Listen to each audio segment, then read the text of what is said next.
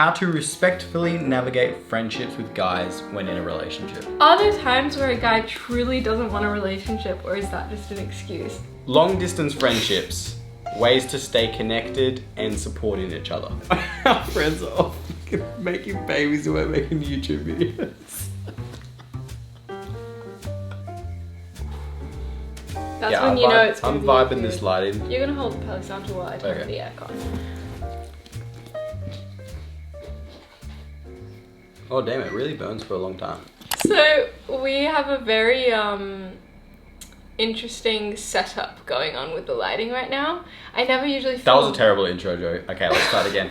Hey everyone, we're back. Jarvis and Joy, as per usual. The yearly annual event of filming videos has come around. It has come around. We're grown up. Yeah, we're Not actually really. are grown up. Well, we kind of are. Yeah. I mean, like, okay. I've had a headache for the past 4 days. I'm still not 100%, so if I'm a little bit weird in this video, let's just blame it on that. She's a little bit out of it. It's fine, because she's usually out of it in every video. Kidding, I love you. When was the last video we made? The last time we made a video was in Tasmania. True, 2022 August. Was the last video we made, which was our trip to Tassie. Yeah. And I literally, in that video, I was like, Jarvis, I don't know when I'm going to see you again. After this, I'm not going to see you for like a long, long time. Why not? Yeah. Remember? And you like, and you went get new to friends. London, and then I went to Sydney. Yeah. And now we're both back home. Literally, I feel like people might think that we're not friends anymore. Yeah. But it's not even that. It's just like literally our lives got so busy. And I was in another country. Yeah. And also we just don't post everything online. No, literally. Still love each other. Somewhat. And some days. We're ready to do this. Yes. So, you guys asked us a bunch of questions on my Instagram, as per usual. We actually got quite a lot. And I will say, last time we did Q&As together, when we would ask questions, it was just a lot of like the same, like, why are you guys together? Yeah. And like sex questions and stuff. Yeah, and like, which is fine. But I feel like this time I'm like, holy shit, we've grown up, the audience has grown up. Yeah, like we've grown up together. Not that we didn't want to talk about the questions previously, it's just like, it's a different time, we're all grown now and we're all searching for different answers. Like every Joy Jarvis video, we start with a little, we don't know the answer. Yeah. This is just take it with a grain of salt. Take it with a grain of salt. But we're going to contribute. We're going to contribute. Contribute? Contribute. It's been the question of the day, guys. Is it contribute? Is it contribute or is it contribute? Not Leave it in the comments below. Or how will they? First, should we just dive right into it? Let's just get into it. Long distance friendships. Ways to connect and stay supporting each other. That doesn't make sense. Wait, let me just rephrase it. Okay. One, I'm sorry that you have to edit this again. Guys, also, Jarvis has had a really big day, so the fact that he's filming this video is really great. Long distance friendships. Ways to stay connected and supporting each other. Which is a great first question since we've had a long distance friendship for a while. Yeah, literally. And then the thing I feel like saying about us is that I feel like we don't really... we really don't talk to each other. We had a few good video calls every now and then. Yeah, but like not crazy heaps. I don't remember one. We had like I think a 2-hour one time. Okay. Talking about your boy troubles. Oh yeah, probably would have called Jarv and updated him on all my London boy situations. So yeah, that was fun. Our friend Heidi. We used to write each other letters. Oh. Which was like our kind of way of staying connected, and it really changed the whole aspect of like communicating, which was really nice, especially for long distance, because sometimes if you're long distance and you kind of send a text and they reply in like a week and then you reply in a week, there's no substance to it. So writing letters was a really good way me and Heidi stayed connected, and yeah, just like putting stuff in letters was actually really nice. I actually have a group chat with some of the girls. We send each other a video every Friday. Yeah, right. Like yeah, literally cool. every Friday. We've been doing it for years. And That's so cute. it's just so crazy to look back on because it's the whole group chat. Like we don't really talk in the group chat. It's literally just Friday videos. Yeah. And we just go like Friday, happy Friday, and just like show where we are and stuff. And it's like, even if we don't talk for months or whatever, at least every Friday we kind of get a glimpse into each other's life because we just get to see like a little moment. I feel like that's something that's really good. And actually, yeah, nice. I don't know, just having those little rituals with your friends that you're like, okay, every Friday we can send each other a video, or like, yeah, we send each other letters, or like, I guess it's doing those little things. Are there times where a guy truly doesn't want a relationship, or is that just an excuse? I think this is a good one for you to answer. Yeah, I'm there right now. Yeah. 100%. It's like any person. It doesn't matter what gender you are. You just sometimes don't need a relationship. Like that's just not the fact of it. Like right now for me, I'm really trying to focus on my film and career and just what I want to do, and a relationship doesn't fit the books right now, which is fine, and I'm stoked about that. I'm not like stressing like, oh, where's my love? But yeah, it'll come and go, and maybe tomorrow I'll get into a relationship and turns out I do have space, but only time will tell.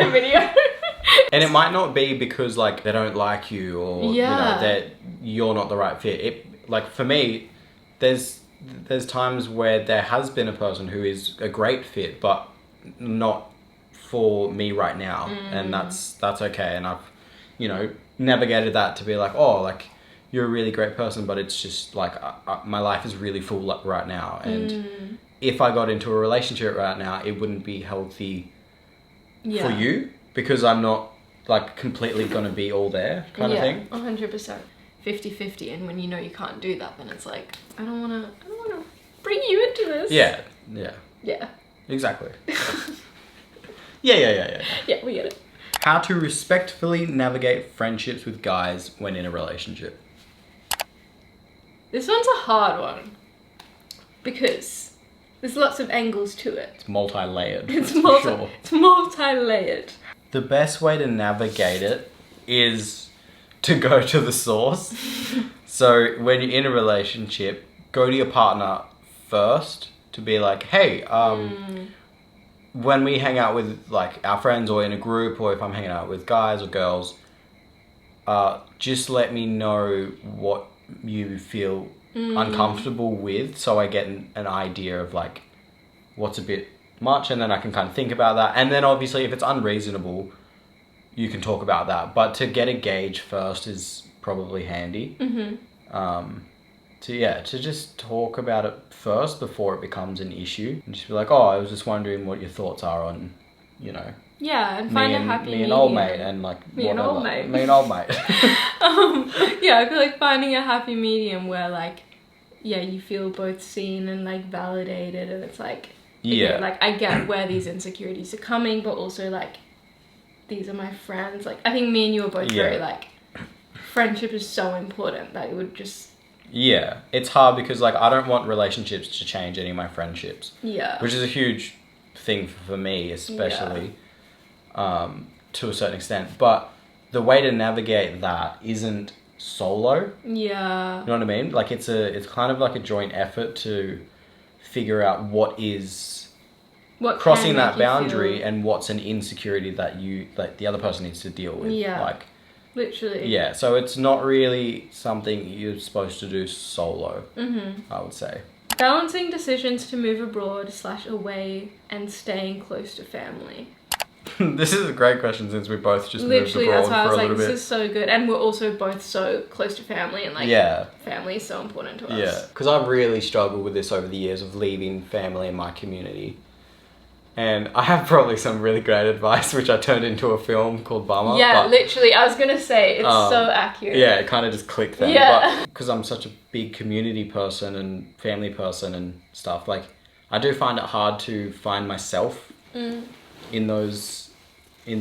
here in this situation. So going away for a period of time definitely helps realize, like, just, I don't know, just some time to think by myself. And who are you outside the role of like brother and like cousin and, you know, all that stuff. Like a lot of growth can be done away from home and family, where you get to really see yourself in like a new perspective of like, oh, this is how I am in the world without that. Yeah. But then it makes you also really appreciate home and family, and your place as a brother and a sister. Yeah, exactly. So I feel like, would we even give you advice? What do you ask? Balancing decisions to move. I guess it's just like... This was like off topic. That's okay. It's a Joy and Jarvis video. Yeah. There's going to be times where you can be with your family. There's going to be times where life draws you out and to do things. And I think the quote I always come back to is that you can do everything, just not everything all at once. And I think... That's a great quote. Yeah, just like enjoying that time where you're not with your family and then enjoying the time when you are with your family. And they're two different times and they comes with pros and cons and... Totally. That's bloody life, eh? How can I be more present in life? Worry less about the future. Brackets. Ooh, do you have any insights for us, Javi? Yeah, one, I'm addicted to my phone, so I need to stop being on my phone all the time and enjoy life. That's for one, like 100%. You said you were going to do your detox with me this month. Am I? You said so. Oh. Yes. It is during Flickerfest, but yes. Oh, true. No, it's fine. No, it's fine. It's fine. No, but you maybe need to... You just do it on a week that you have less... I'll just hire someone to do it. It's all your siblings just posting it for you. Yeah. Do you agree? Phones. Yeah, literally. Computers. I made my phone and scrolling and social media my downtime. Yeah, your relaxation time. So you're like meant to be relaxing, but actually your brain is just like still taking on fire. So much shit. And then you're like, why am I so tired? Like, why do I feel like I never get a break? And it's because like any moment that we have free, like to sit and chill. Yeah, instead of just sitting there and like being like having a glass of water. Just like breathing. Like I fucking take my phone to the toilet sometimes. I'm like, well, I can't even like go to the toilet without my phone. You know what I was doing the other night? I was like sitting on the couch watching a YouTube video and I wanted a glass of water, so I kept the show playing. Even though I'm gonna miss out on the show, I kept it playing just so I could go get a cup of water and listen to the show. No, literally. I was like, just pause it and go drink some water. Just like have a moment. Like we don't give ourselves as much. And I feel like we were talking about the other day, like how uncomfortable it can feel to just like do nothing. Sit and do nothing. Yeah, just like actually just be there. And then you see all these like elderly people and stuff just like sitting on their porch for hours just observing, and it's just like I want to do that more often. Yeah. And I want to be an elderly person. No, like, honestly, I envy them so much. And there's like, I think also with our generation, we talked about this, I feel like I definitely had this where I felt really like embarrassed in situations to just be like doing nothing. Like I felt like if I was in public or something, like it was just like made me look awkward or weird if I was just sitting there and like looking around. Yeah, I'm waiting for fish and chips. I have to be on my phone. Like, like I can just sit there. Literally just sit there. And I think when you get more comfortable with that, you can find so many more moments. You can find so many more moments to just like actually just be and just like, I think the huge thing for me with being more present is like little mindful practices, like breathing. Like I've started really frequently going back to the like square breath. Do you know the square breath? It's kind of like you breathe in for 4, hold for 4, breathe out for 4. So and you kind of see a square in your mind, so you're like and you just keep doing that, and I find that really brings me back to like where I am. There's also like a lot of exercises of like naming the things that are around you, like just sitting and being like, what can I hear? Like let's name 5 sounds that I can hear right now. Like, this is not so much advice like that I'm giving, but I'm just like, I'm struggling with this and you can listen. But so what I'm struggling with is like to be present, because I'm always thinking about like stuff that I'm going to do after and like things that, you know, I'm like today I like went fishing and then I was like, oh, I need to go to this producer and go to this meeting, and then I need to do this. Takes me out of my body a little bit when I do that. Is literally dropping things and then picking something else up and, you know, jumping from task to task, or it's just too much. I used to fuck myself up in high school with like constantly telling myself all the assignments I need to do, all the things I need to do, instead of just being like, just do them. Like, literally, you're not saving any time, you're not helping anyone, you're not making yourself any more productive by freaking out about this. Building a list in your head and just going, holy shit. Yeah. And then I remember going to like a therapist, and she was just like listening to me, and she was just like, I'm exhausted listening to you. Like, just chill out. Like, just come back to the present. Like, why are you like just making do one thing at a time. Yeah. So I don't know if that's good advice. Just try to do one thing at a time. Yeah. And just like come back to your body, the physical space around you. And chill out on the screens. You young ones. How to accept growing away from friends when your values change and theirs don't. I feel like that's such a big thing growing up, right? Like there's some friends that kind of grow with you and you kind of have the same values, and then there's some friends that you grow up and you're like, huh, we don't really care about the same things anymore. Yeah. You don't need to force to hang out or, you know, to meet eye to eye and to try keep making it work. I've had a few friends where like our values have changed and that like all we just kind of go in different ways, and it's kind of sad, but it's just like it's okay. Like I have a few good friends that my values do really align with. If you know your values, that's amazing, and I feel like you'll attract people that have the same values if you act from those values. And so I think just be you. If that friend is meant to be in your life, they'll be in your life. If you're meant to grow apart, that's also okay. That's part of life, and that's gonna leave room for people that do align with your values. And also, I feel like so much of the time you'll see friendships where like one person's values will change and then the other person hasn't caught up yet. Yeah. But it's not it your... could be lagging behind. Yeah. They go, like, it'll go like that. Friendships are like that. Connections are like this.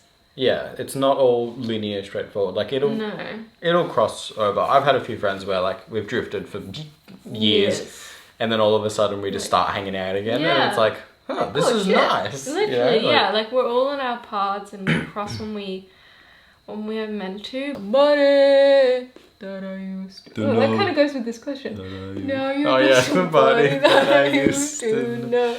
I moved to London half a year ago for uni, and as a creative, I don't know where to meet other creatives. Okay, I feel like this is not just for London, but just like, I get this question a lot from people. We actually have some tips and wisdom. Do you agree? Sure. Yes, we do. No, we do. You're first though, so I know what to talk about. First of all, there's so many ways you can meet creatives, but I think the biggest thing is when you are creating, it puts you in places with other creatives. For instance, Jarvis makes films. He goes to film competitions. He meets creatives there.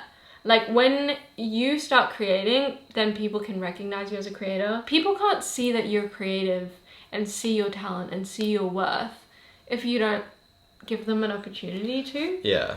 And like, as a creative, I feel like you have to take up some space in the world and be like, this is what I create. And then from that, you'll be surprised at how many people recognize that and be like, oh, you create too. I love your work. Like, let's da-da-da-da. Like, social media is how I met a lot of creatives in London. Like, I just saw so many people I vibed with, and I just literally just messaged them, was like, I love your stuff. And surprisingly, so many of them were also like, oh. Because they put out their own stuff. Another version of me, I was in it. Camera died, but we are back. Is the shot still the same?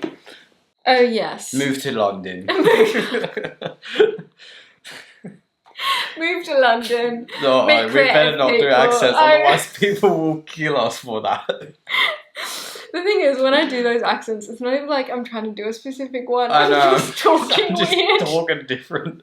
Sign up to like fun things. Like if you want to try go to a pottery class or like enter your films into film competitions, even if they don't mean it. Or if you don't win. If you want like to do something practical and you don't have a film, go to the film festival or just go to the pottery class. Even if you don't know anything about the films playing or whatever, like, just go. You see what happens. never know who you're going to meet. Yeah. That's it. That's it. And then if you meet people and you vibe with them, like, that is the one fucking good thing about social media, is that you can get their socials, reach out. If they don't have socials, they're weird and don't hang out. No, I'm joking. Actually, I think we have a great question on here. Do you think it is possible to have a creative job, example photography, without a social media presence? Oh shit. Well, yes. I was living with 2 people in London, and one of them, Sadie, I love you if you're watching this, she's a stylist and she's so fucking talented, and she works for like crazy brands with crazy people. Like, she is up there. And I would have had no idea, because her social media, literally, I think she has 1 post. Yeah, right. Like, she doesn't, I remember talking to her about it and being like, Sadie, what the fuck? Like, you have these insane jobs. Like, you have the most insane portfolio. Like, why don't you post? And she was like, I know, I need to. And maybe she still will. But she got into styling and everything through, like, going to do a course in London, and then met the right people, and then it kind of just, like, slowly happened. And so now she has the connection so that when people need her, they know who to call. Yeah. That, however, is a very, very rare case. And it's not, I don't think it's that rare. Well, no, like... It's so hard, because that didn't happen for me, so it is really rare. Yeah. But there are definitely ways to get around that. Like, a lot of people, so like, for example, in the film industry, art department, for example, on Heartbreak High and stuff, a lot of people... Wait, okay, hold on. Keep that thought. Okay. Guys, do you remember the vlog where we said we were going to work on Heartbreak High? I will literally put the shot in here. But yeah. Have us on the show, Heartbreak High. I don't know, I would just be heartbroken if we didn't get onto the show. Yeah, we both wanted to get jobs on Heartbreak High. We literally managed... As a, kind of almost as a joke, but... It was like a joke, but we were kind of like, oh, that would be fun. Man went to Sydney and worked on Heartbreak High. I went to Sydney for 4 months and worked on the 2nd season of Heartbreak, which was really cool. Anyway. And that was just through connections. Yeah. It was just through connects, just like, oh, yeah, I was like, yo, I'm Jarvis, can I have a job? Yeah. And they were like, yeah, come on down. So the art department crew who like work on Heartbreak High and a lot of the TV shows in Sydney are like a unit kind of thing. So obviously you don't need to have a social media account, because if you work on one thing, you might find a connect to work on another thing. Yeah. So like, for me, like talking to art department, I'll be like, oh, like, what are you guys working on next? And they're like, you know, this paper dolls or whatever. And then they're like, oh, they're also looking for this person. So it's very much just, you can just talk to people, especially if there's a team of creatives. It's pretty easy to then jump onto other projects. Yeah, I feel like it just depends on the creative field that you want to go into, but I do think that like it's that thing of like, once you're in, it's a lot easier to continue. Yeah. But sometimes it's getting the in that's a little bit hard. Yeah, that's hard. Can't answer it. Can we just take a little Palo Santo break? No. No, can we take a Palo Santo break? I need it. It takes a while to sometimes it really refuses. Ow, I just like burnt myself. Jesus. Damn, I didn't know that was like swollen. That is really fucked up. The piece of aluminium was sticking off, it was like sharp. And I like smacked it so hard. And I was wearing my big jumper. And I felt through my jumper and I was like, no, there's a giant slice in my arm. Because it felt like, I was like, that's a big, deep cut. I thought it just sliced through my arm. And I was like, fuck. But then it was okay. It's still pretty bad. I hit my foot on a boat in Greece. Like I was jumping off. And I hit it on the stupid thing at the front that you tie the... Oh, the cross. I hit my foot so hard. And then, you know, when you like hurt yourself and then like, I don't know, like you fall into the water or something, and then you have that time in the water to kind of like Yeah. tell yourself like, okay, now when you get up, no, but like when you get up, you act like it's all good. Yeah. So I was like in like horrific pain, but then I like got out of the water and was like, I love this place. I'm fine. Yeah. Because everyone's like, how to stop comparing yourself to people around you and not feel behind in life. We all go through it, right? Again, not to keep bringing up social media, but I feel like for me that really was growing up a huge way that I'd compare myself to other people, because it's just so easy to get into that mindset and seeing their highlights and all of that stuff and being like, what the fuck, they're 21 and have this insane this and this and that and that. Really come back to the place of like, we're all so different. We're all on our individual journey. The truth is, society and the way that we've been brought up in today's world has been very like, at this age, you do this, and then you go to uni, and then you go this, and then you get that, and then you have the job, and then you have a family, and then you, exactly, and the whole thing, and it's just not true. It's not what necessarily is for everyone. It's not what brings everybody joy. It's not, you know, some people find what they... It's just not what nature is. No. Like, people forget that we are natural things and we will go in whatever weird direction the sunlight wants us to go. Like, it's just not natural for us to all follow the same pathway, and we all have to be sticking to this, and you know, it just doesn't matter. And like, I think like the art of being a student kind of plays into this, and you know, you don't know everything. You haven't learned everything. Neither have I. Like, I love making films. I don't make Marvel films, but I love making my films because I don't know how to make Marvel films, and that's okay. And I'm just learning, and that's fine. And if you kind of hold that through life of like, you're still a student, then you will always continuously learn and grow, and that's okay. Everyone will grow in different ways. It's fine. That's such a beautiful way to put it. The camera died on us, sorry. As per usual. But what are we saying? Shit. Yeah. What was even the question? I was talking about being the art of a student. Oh yeah, and then I was gonna say something about that. When we put the emphasis on like learning and becoming better and like being in the present rather than like getting to a certain place or having it all figured out. Yeah. It just makes life so much more enjoyable. There's always going to be someone that has more than you. There's always going to be someone that has less than you. There's always going to be someone that like has done more than you, less than you. There's always going to be someone that knows more than you, less than you. Yeah. And so it's like, there's no point in comparing ourselves because there's always going to be someone with more, someone with less. Yeah. We just have to trust that our own journey, our own way of doing things, and like, you know, this camera keeps dying. And we've progressively gone. Jarvis, can you believe we're 24 this year? I know, I was thinking about that. Oh my god, I have another thing to say when I was watching back my vlogs. Carry on, Dak.